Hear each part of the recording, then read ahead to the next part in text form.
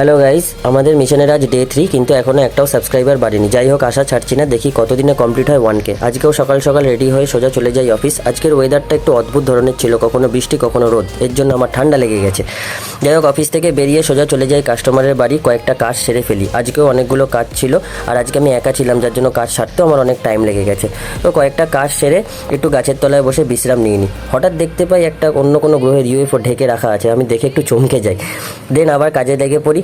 আজকে গেছিলাম একটা গাড়ির মডিফিকেশন শোরুমে, ঢুকেই দেখি আমার ড্রিম দাঁড়িয়ে আছে। দেখে তো মুগ্ধ হয়ে যায়, আমার দিনটাও আরও ভালো হয়ে যায়। দাঁড়িয়ে আছে একটা রেড কালারের ল্যাম্বো, জাস্ট দারুণ। তারপর বেরিয়ে আবার অন্য কাজে চলে যাই। আজকে কাজের চাপ হওয়ায় খাওয়ার সময় করে উঠতে পারিনি। দেন সব কাজ ছেড়ে সন্ধ্যাবেলায় আবার বাড়ির দিকে রওনা দিই। আজকের দিনটা এইভাবেই কাটলো, সেটাই তোমাদের সাথে শেয়ার করলাম।